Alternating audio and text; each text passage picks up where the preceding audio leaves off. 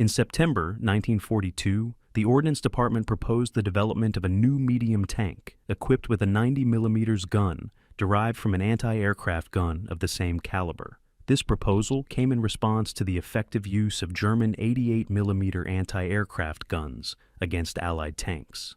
By March 1943, a 90mm gun was mounted on the prototype T-23 tank, which led to the development of the T25 and T26 prototypes.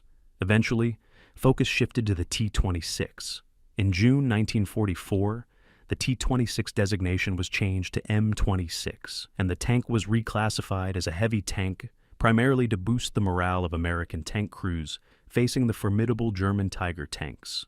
The M26 was named in honor of General John J. Pershing, who led the American Expeditionary Forces during World War I.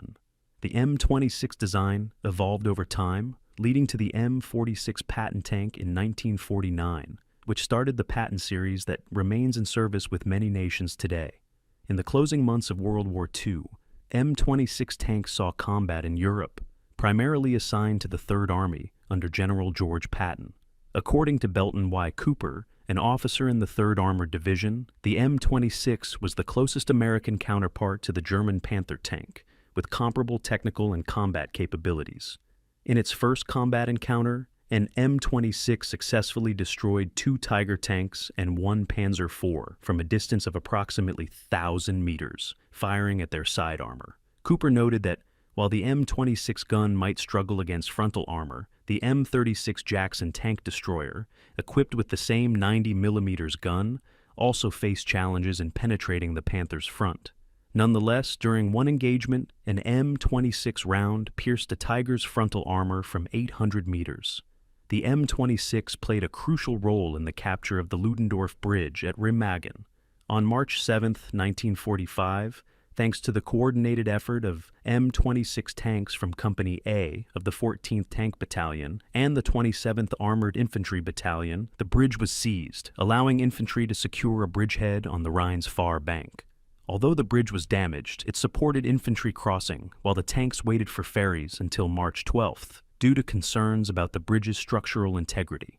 Besides Europe, M26 tanks were also deployed to Okinawa. By July 30th and August 4th, 1945, 12 Pershings had arrived, but training delays meant they were combat-ready only by August 15th, the day Japan announced its ceasefire, leading to its formal surrender on September 2nd, 1945. Thus, the M26 did not engage in combat in the Pacific Theater. Late in the war, a small, nearly experimental batch of super heavy T26E4-1 Super Pershing tanks was produced. These tanks, 7 tons heavier than standard M26, featured a new long-barrel 90mm T15E1 gun. The design aimed to defeat any German tank. During tests, the T15E1 gun could penetrate 215mm of armor, sloped at 30 degrees from over 900 meters and up to 300mm from 90 meters. A new high-velocity shell was created for this gun, achieving a muzzle velocity of nearly 1,200 meters per second, surpassing the 1,130 meters per second of the 88mm gun on the Tiger II.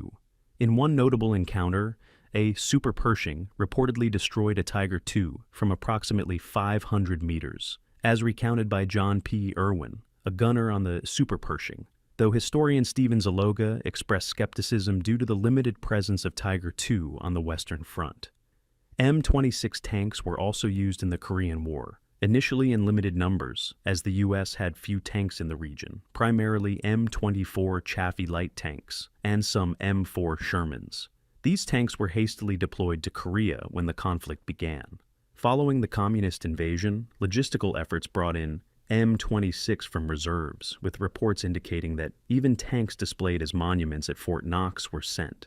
The M26, along with the M46 Patton, eventually replaced most other tank types in American service. If you want more, let me know in the comments, subscribe, and leave a like. Thank you.